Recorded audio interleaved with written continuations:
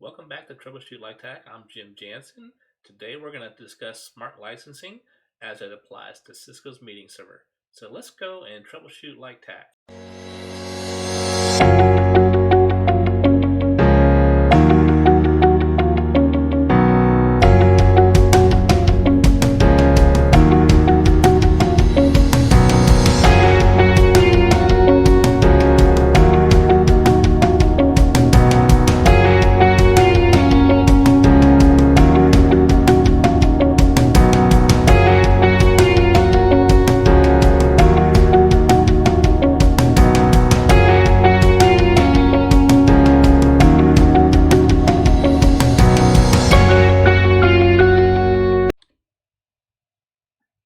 Let's dive into Cisco Meeting Server, Cisco Meeting Manager for smart licensing.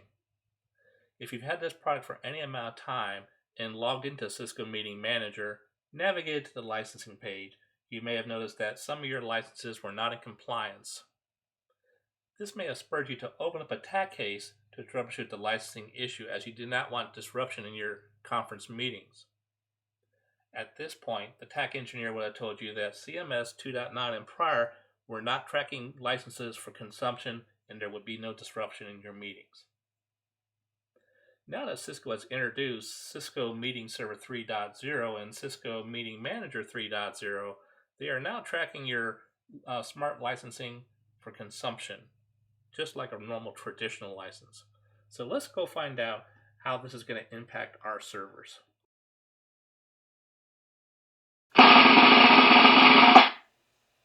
Changes to licensing CMS. 1. No support for older meeting server versions. Due to the many changes between version 2.9 and version 3.0, Meeting Management 3.0 only supports Meeting Server 3.0. You can upgrade Meeting Management while some of the connected meeting servers are still running versions 2.8 or 2.9, but all meeting servers must be upgraded to version 3.0 to be fully supported. 2. Use Meeting Management only for licensing and provisioning. In previous versions, you could only use Meeting Management with meeting server clusters that have a maximum 10,000 meetings per week and no tenant. In this version, you can choose to use Meeting Management only for licensing and provisioning for individual clusters.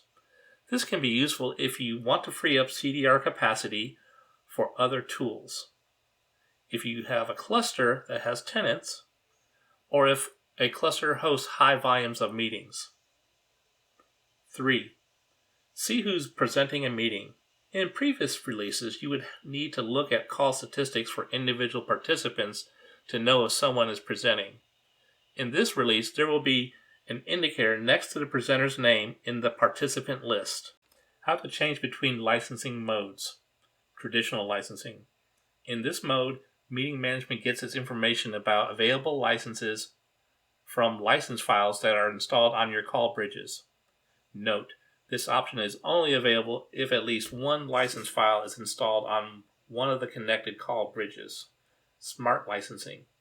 In this mode, Meeting Management gets all of its information about available licenses from the Cisco Smart Software Manager. No licensing. In this mode, Meeting Management does not manage licensing. If you have a resilient deployment, use one instance of Meeting Management for licensing and choose no licensing for all the other instances of Meeting Management.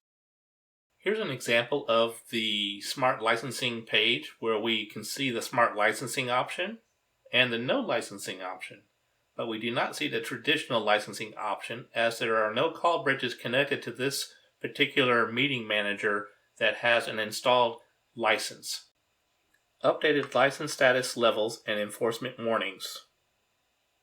Cisco has updated the license status levels so they correspond to how license status is defined for different license types in 3.0. Warning of upcoming or active enforcement. When a feature is out of compliance, you will also see a warning about the enforcement on the licenses page. License status level for customization.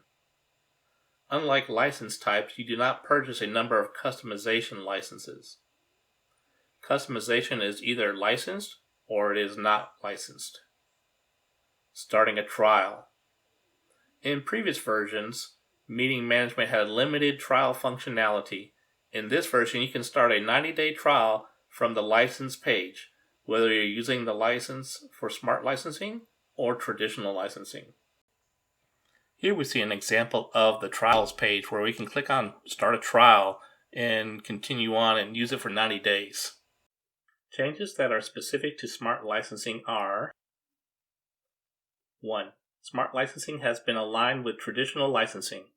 Usage for the last 90 days is taken into account when Meeting Management defines the license status. The status levels are now the same as for traditional licensing, but they apply for all clusters rather than per cluster. However, you can see usage data for individual clusters in the 90-day report that you can download. 2. You no longer need to have activation keys installed on the connected call bridges. Instead, Meeting Management reports the number of call bridges without a traditional license key to the Cisco Smart Software Manager. They appear as the license type called Active Call Bridge Node in your Smart account.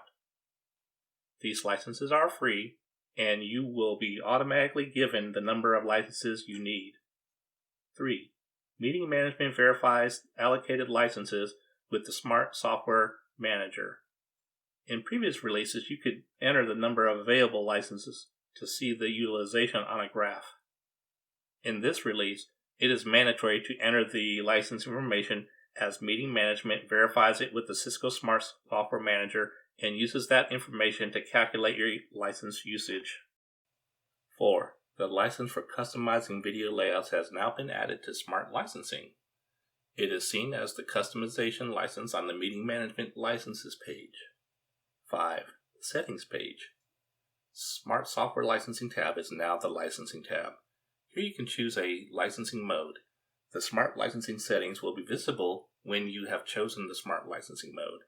The option of enabling, disabling, and deregistering smart licenses have been removed as Meeting Management automatically deregisters from Cisco Smart Software Manager when you change licensing mode to traditional licensing or no licensing. 6. Cisco has removed the Summary and Events tab from the Licenses page. The Events and Acknowledge functionality has been removed, and the license summary table has been replaced by an individual box for each feature.